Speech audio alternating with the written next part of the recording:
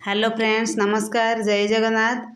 Ganjam kitchen Odia blog को आपन को अनेक अनेक स्वागत। मु आज आपण मानक पई एकदम टेस्टी आउ हेल्दी लाउ पराठा रेसिपी नहीं आसी।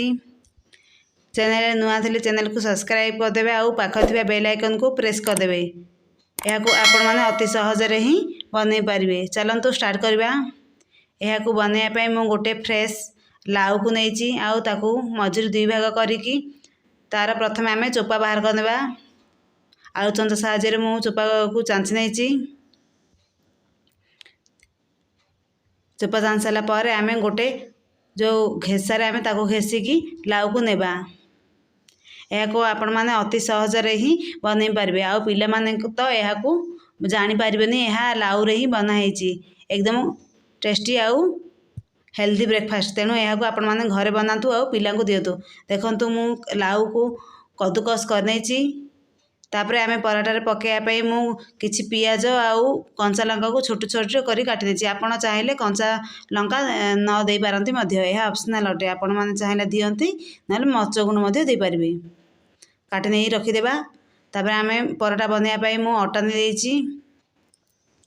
मु 2 गिना अटा नैछि आ सेतिरे आवश्यक अनुसार लूण नै देछि। तापरे मु आधा चामच जुआणी को हाथ में घसिकी देछि, जहा द्वारा पराठा आमर भल बनिबा आउ तार टेस्ट मध्य भल आसीबो। तापरे आमे आगरु जो काटिकी रखिले कंचा मरच पियाज को देबा आउ आमे जो कद्दूकस करिकी रखिथिले लाउ को ताको देइकी भल भाबरे आमे घांटिबा। परे ही आमे पानी देबा, काहीना लाउ रे ऑलरेडी पानी अछि। ताको भल भाबरे आमे घांटी देबा। भल भाबरे घांटी सारा पर आमे आवश्यक अनुसार अल्प अल्प पानी देइकी आमे अटा चकड़िला परी आमे चकड़ी नेबा। अल्प अल्प पानी देइकी आमे चकड़िबा, नहले तो ता पतला हो जिबा आउ रुटी करिया समय हबनी। ताको भल भाबरे पानी देइकी मु अटा चकड़ देइची। तापर आमे ताको रेस्ट करिया पई 15 रु 20 मिनिट छाड़ देबा, जहा द्वारा अटा हमर सेट हो पारिबो। देखंतु 15-20 मिनिट होला पर मु आपण मानकु बाहर करी देखौची हे जाइची। तापर आमे ताकू गुला गुडी को आमे प्रथमे करनेबा। तापर आमे पराठा बनेबा। एथिरे मु 5टा पराठा बनैची। तापर मु अल्प अटा नेकी साइड रे ताकू बेलना पटारे पराठा आकार शेप नै दिबा। देखंतु आराम से ही आमे ताकू बेलिबा, नहले तो तळा आडू बेलना पटारे लागि जिवो। अल्प अल्प अटा पकेइकी आमे ताकू भल भाबरे बेली नेबा। जे कोनोसी शेप रे आपण पराठा करि परिबे। मु प्रथमे गोटे राउंड रो पराठा कछि। तापरे मु सेथिरे किछि देसी घियो देछि, जहा द्वारा भल बास्ना आसीबा आउ खाइबारे मध्य टेस्ट भल आसीबो। मझिरे अल्प घियो देकी ताकू भल भाबरे एही परि भाबरे पराठार शेप दे देछि।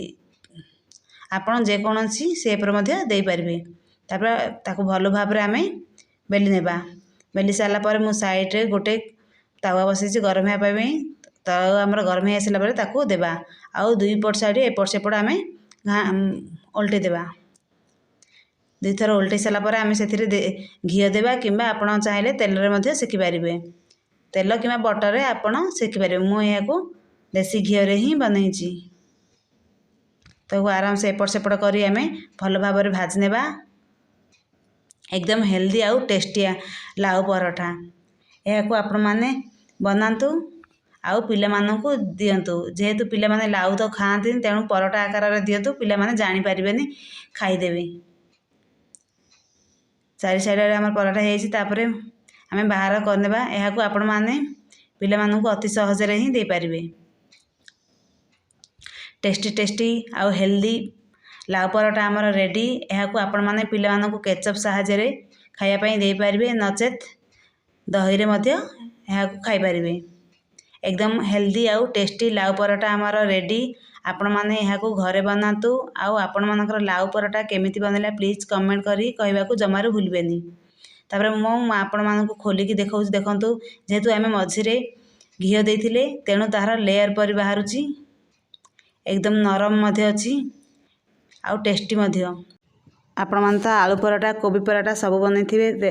एही लाउ पराठा आपण माने बनातु आउ कमेंट रे कहंतु आपण मानकर लाउ पराठा केमिति बनिला। रहिली फ्रेंड्स, बाय बाय। जय जगन्नाथ। All of you.